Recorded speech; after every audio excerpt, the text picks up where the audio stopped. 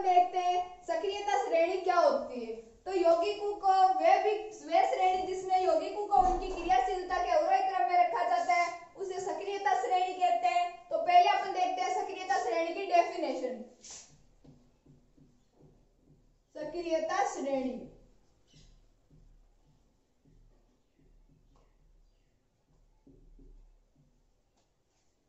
वह श्रेणी जिसमें यौगिक तत्व उनकी यौगिकों की क्रियाशीलता को उनके अवरोही क्रम में रखा जाता है उसे अपन सक्रियता श्रेणी कहते हैं। वह श्रेणी जिसमें तत्वों की क्रियाशीलता को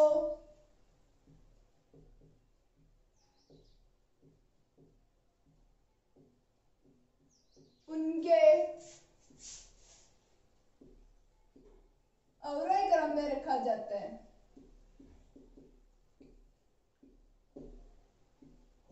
अवरोही क्रम में रखा जाता है। वह श्रेणी जिसमें तत्वों की क्रियाशीलता को उनके अवरोही क्रम में रखा जाता है उसे सक्रियता श्रेणी कहते हैं। अब अपन आगे देखते हैं कुछ तत्वों की सक्रियता श्रेणी।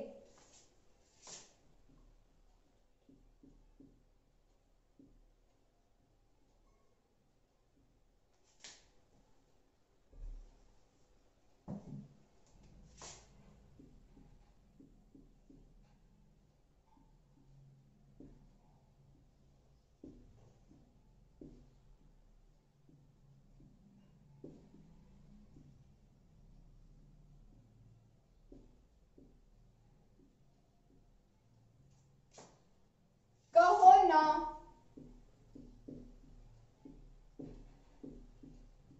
कैल्शियम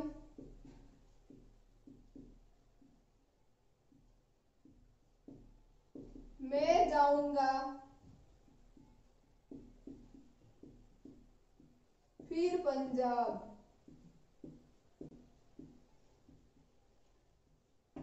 और यह हाइड्रोजन बीच में रह गया। फिर आता है कन्या मांगे चांदी सोना। और यह हो गया इसका अवरोही क्रम।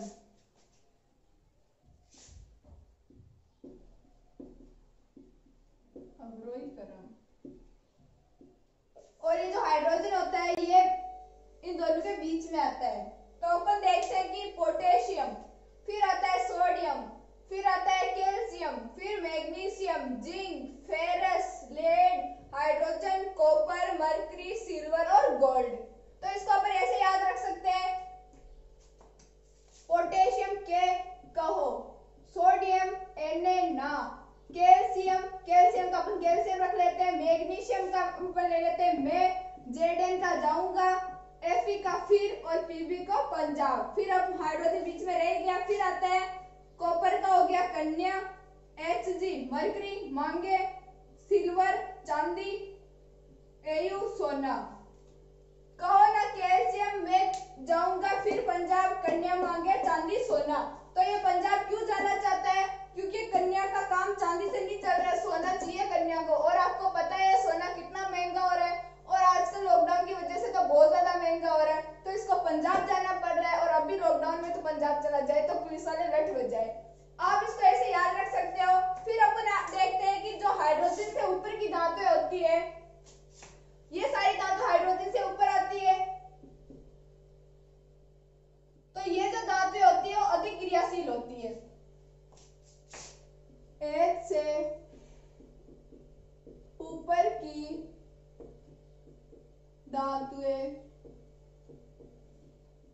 हाइड्रोजन से अधिक क्रियाशील होती है।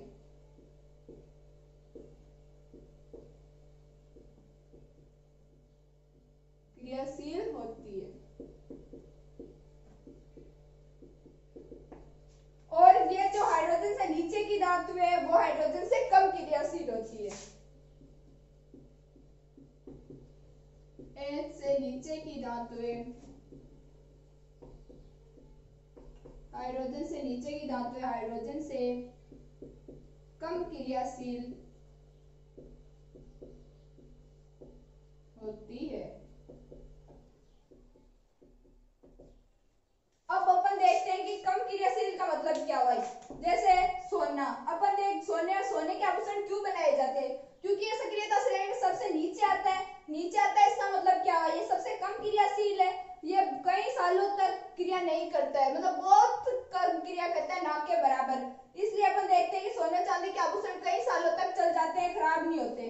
फिर अपन देखते हैं कि सबसे ज्यादा क्रियाशील होता है पोटेशियम, और उसके बाद आता है सोडियम। सबसे ज्यादा क्रियाशील पोटेशियम होता है, इसीलिए अपन जानते हैं कि इसको केरोसिन के तेल में डुबो कर रखा जाता है, क्योंकि अगर अपन इसको बाहर छोड़ेंगे तो ये तुरंत क्रिया करके आग पकड़ लेता है।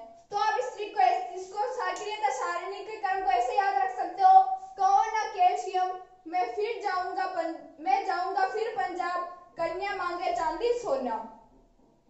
तो अपन देखते हैं सबसे पहले सक्रियता श्रेणी। वह श्रेणी जिसमें तत्वों की क्रियाशीलता को उनके अवरोही क्रम में रखा जाता है उसे सक्रियता श्रेणी कहते हैं। और सक्रिय कुछ तत्वों की सक्रिय श्रेणी अपन ने देख ली, यह हो गया इनका अवरोही क्रम, क्योंकि इनको सबसे पहले उस पर सबसे ज्यादा क्रियाशील तत्व है, फिर उसके बाद कम कम कम ऐसे करते इसको इनको अवरोही क्रम में रखा गया है। तो यह हो गया इनका अवरोही क्रम, और यह हो गई हाइड्रोजन से नीचे की धातुएं, और यह हो गई हाइड्रोजन से ऊपर की धातुएं जो अधिक क्रियाशील होती है, और हाइड्रोजन से नीचे की धातुएं कम क्रियाशील होती है।